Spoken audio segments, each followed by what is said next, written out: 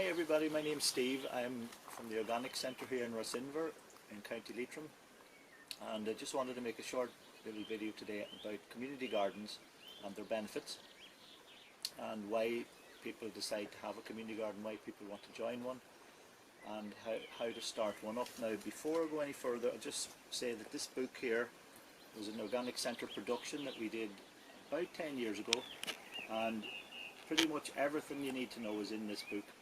So I'm not going to read it out or anything, but pretty much if you want to get a copy of this, we have some copies still available, and this is pretty much a guide on how to set up a community garden, and also some case studies about ones that we've set up in the past, many of which are still running successfully. Community garden really is, it can be in a village or it can be in a housing estate or something like that in a bigger town or a city, and it's a way of getting people together to learn a little bit more about growing food and about where food comes from. It's a social thing, it's a bit of exercise to get you out in the fresh air.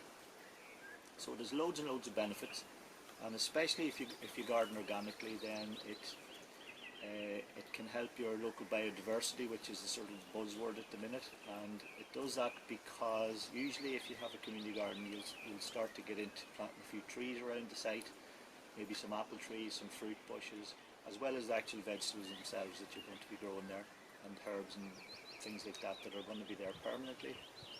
Maybe something like rhubarb or a herb patch or something like that. So really there's two things you need to do if you're going to get a community garden running in your neighbourhood. You're going to have community involvement, and you're going to have a bit of funding. And without one or other of those things it won't happen, because you're going to need a little bit of money at the start. The amount of money you need depends really on the site that you get. So the community development side of things, so what you're going to need to do is you're going to have to have a public meeting, maybe have a Facebook page or something like that, a few people who are interested, and get a public meeting, get people to come along and start putting ideas together. Okay, which piece of land can we try and get? The piece of land doesn't have to be very big. It can be a quarter of an acre. It can be someone's back garden even. It can be something like that. Usually I found that it's usually a little bit of church land or a little bit of local council land would be the two most common. Sometimes it can be, as I say, a private person's can just donate a little bit of land. A couple of ones I've worked in the past have been like that. Maybe a local landowner just donates a little corner of a field or something like that on the edge of the village.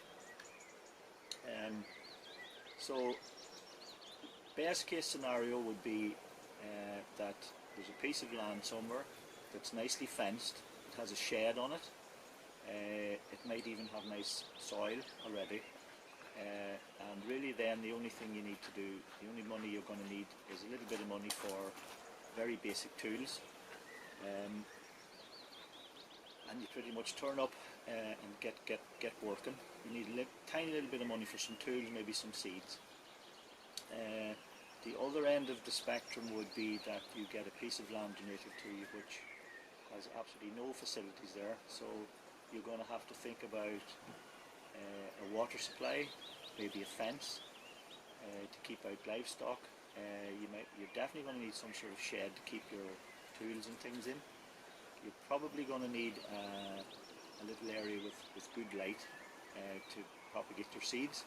So maybe a little lean-to or something with a plastic roof on it. So all these things cost money. So that's why a bit of funding is vital really. You're also going to need, sometimes you might need to buy in topsoil because the land that you're working on has just nothing there. It might be just on hardcore and a little bit of topsoil on it. So you might have to buy in a whole truck full of topsoil or compost or something like that, which may cost you hundreds of euros. You can go down the route of building timber beds out of recycled materials if you want. This is again where community support comes in, because there'll be someone in the neighbourhood that can construct these beds for you, or who can build a little shed, or who can donate materials, maybe pots, maybe seeds, maybe some tools.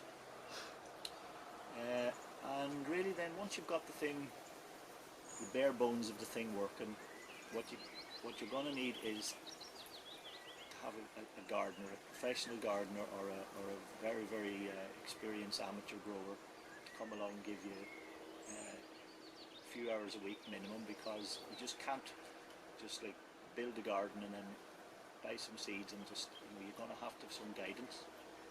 Again, sometimes this is where you need a bit of funding, because that person may or may not be prepared to do that work for free. If they're from the neighbourhood, they might, and if you have to hire somebody in, obviously they're going to need a bit of a salary every week for probably the first season. So we'd be talking from March until maybe September, October, and maybe the same for a year or two. And then usually the thing, once it's up and running, you're okay. Then you can if you've got a good core of people that can run it themselves without the professional advice. The other thing I'd say is, don't be tempted to get a polytunnel too soon, because a polytunnel is a big commitment. An outside garden, you know, you get away with watering it maybe once a week. If it's a dry spell, usually you don't need water at all, but a polytunnel can need watered pretty much every day, sometimes in a hot spell of weather. So don't go down that route until you've got a good core of people and you're absolutely convinced that everybody's on board with it. Actually, water is another thing you need to make sure you've got a water supply on site. There was a community garden I worked in before, and we didn't actually have a water supply, so we used to go down to the river, which was pretty nearby, but we used to carry the water up, and they also wash the tools in the river. Probably another consideration would be hand washing facilities and a toilet facility. Again, this is depends on who's going to be at your garden. Some people can manage for the 2 or 3 hours without needing a toilet, other people can't, so that's one consideration. If it's in a village or a town, there's usually somewhere nearby that you can go. Some community gardens do, some don't have toilet facilities. Just depends really. Every case is different. There's actually about 3 or 4 or 5 maybe case studies in this book, which gives you some ideas about different setups and how things operate. Some have polytunnels, as I say, and some don't. The actual decision then what to grow, that sort of stuff, that can all be worked out at your not the initial meetings, because they're just really to get the idea off the ground and find the piece of land. But once you've actually got your group of people who are interested, and you've got your gardener, then you kind of get together and you decide, okay, we're going to grow a bit of everything, or maybe we just want to grow a few staples in year one.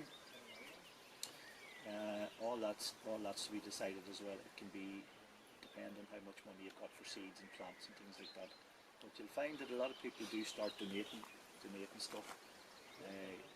The gardener that you get can also maybe work with you doing propagating from cuttings and stuff like that, so you pretty much get free plants to plant for year two. And probably the nicest part then of the community garden really is once the food starts to once you start to harvest that food, everybody gets to take a little bit home. You get to understand the seasonality of it. You realise that, okay, strawberries are only going to be around for a few weeks or a month or two in the summertime. You can't have strawberries all through the year. Same with potatoes. You know, there's just a certain time when you have them. And then the really nice thing about it is most community garden groups will have a sort of harvest festival or a cookery session or something like that towards the end of the season. So you can use a local, maybe the local hall or something like that, and have a bit of a food festival for yourselves and your families. There's a few people that we can recommend, probably again in the book, that would be prepared to come out and work with you on that. And it's really nice to see people who have maybe never made pesto before in their life, and they're working little groups of two and three, making pesto, making bread, flavoured with the herbs that you've been growing and all that stuff. So really it's up to your own imagination and your own. So the final point I'd say is that the gardener that you choose to lead your group, is it's very important that person has enthusiasm and empathy, because sometimes you'll find in a group, even if it's a small group of 6 or 8 or 10, you'll get maybe someone who comes along and who stands on the sideline a bit, and they don't have the confidence maybe to step forward and actually start doing stuff. So you really have to be, the person who's leading the group really needs to be aware of that and get everybody involved in some quiet way. You don't have to be all singing and dancing and telling jokes and stuff. Just get them to have some purpose or some job, and everybody has their strengths and weaknesses and so on. And finally, I'd say that the other side of the community garden thing is the whole thing about composting and the cutting down on waste, cutting down on the carbon footprint of your food. Most community gardens will have a compost system of some sort. Again, that's some local person who does a bit of woodworking or something can make some bins, or you can just buy some bins or something like that. And so there's all these other different elements in it. And actually, once you start harvesting that food, there are many of the community gardens around the country who actually sell it because they're so successful that they have an abundance of food. So they start to sell that food, maybe make salad bags and sell it to the local shop, or maybe the local people come along and buy it. So you start to generate a little bit of money, and then you can start to reinvest that.